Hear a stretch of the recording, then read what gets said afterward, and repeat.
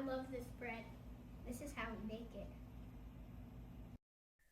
About 2 years ago, we jumped down the sourdough rabbit hole, and we have learned that we really enjoy fresh, homemade baked bread. The recipe we follow is pretty simple. Starts with about 100 grams of bubbly active starter.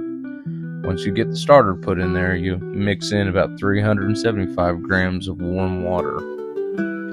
After adding your water, you'll go ahead and you'll whisk the water and the starter together. You'll add about 500 grams of flour and about 10 grams of salt. Now, the flour we prefer to use is an organic, unbleached flour. One of the reasons why I jumped down the sourdough rabbit hole is because sourdough bread overall is better for your body. I can eat sourdough bread and not feel gross or feel heavy like you would if you ate processed carbohydrates. And also, I know exactly what's in my bread: flour, salt, and water. Now, once you got all your ingredients in the bowl, you'll mix them up by hand until everything's combined and you have a shaggy dough.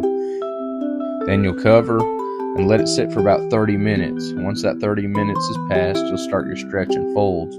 Now, stretching and folding is simply just the process of picking up a side of the dough and folding it back in and on itself. And you'll do that about 4 times over the course of 2 hours, with a 30-minute break between each stretch and fold session.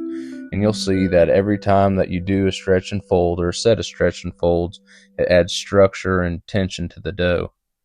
Once your stretch and folds are done, you'll go ahead and you'll cover the dough and you'll let it rise for about 8 to 10 hours until it increases about 50% in size.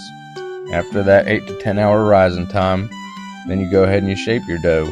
You'll take the dough out of the container that you proofed it in, you'll put it on a floured surface, and you'll go ahead and start the shaping process. Once you got the dough shaped, you'll stick it in a proofing basket and put it in the fridge for about 24 hours. After 24 hours, you'll go ahead and preheat your oven with your Dutch oven in there to 550 degrees. Then you'll go ahead and you'll take the dough out, score it, put it in your Dutch oven with the lid on, and bake at 450 degrees for 30 minutes.